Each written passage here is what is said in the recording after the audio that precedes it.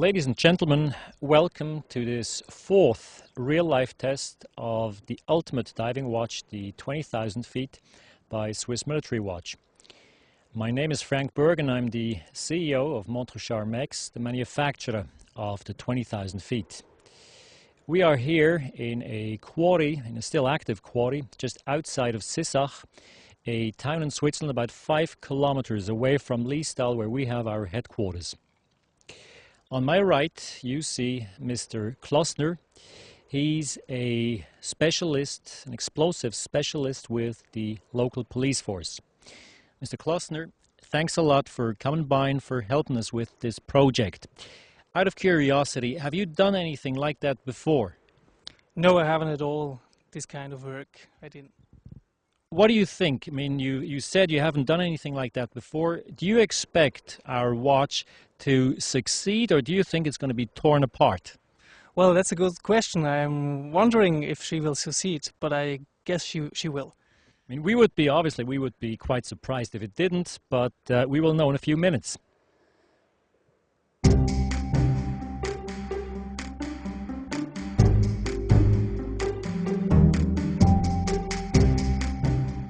Mr. Klossner, now, just to clarify the effect that such an explosive might have. If you would put that type of explosive, that amount of explosives, underneath a car, what would happen upon detonation? Well, you can't use the car anymore. So when you put it under the car, it will open the bottom of the car, and the gas will go inside the car, and the windows will break, and everything inside will be destroyed. Okay, so the same thing could happen to a watch, but hopefully not. I do my best, but oh well, I'm wondering. To add a bit of authenticity, we decided not only to test our timepiece, the 20,000 feet, but to test a timepiece of one of our competitors to see if both watches would be able to withstand that pressure.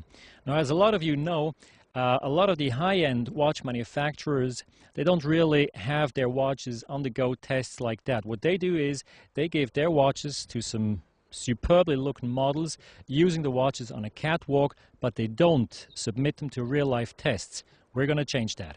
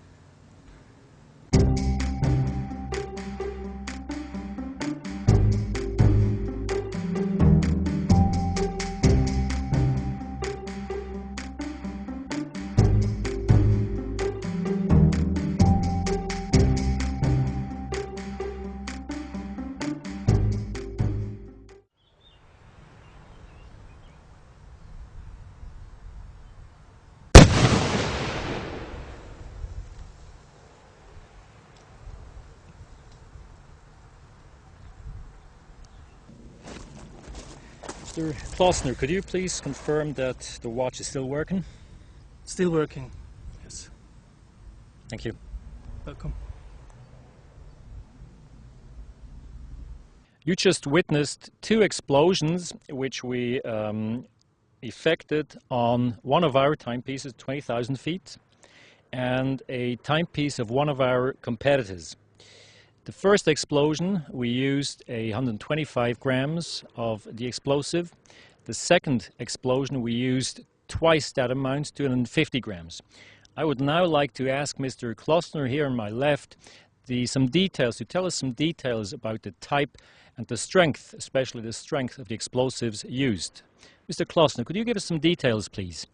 Yes, we used first the Gamsit with 125 grams with 5,000 meter per second explosive strength and about 900 liter gas per kilo.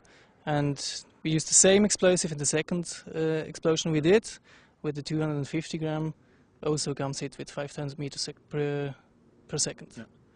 What you also witnessed is that the 20,000 feet, while being flung away, it still remained rather close to the explosives on each occasion, while our competitor's product was completely smashed, it disintegrated. The only thing which we found after a long search was the buckle.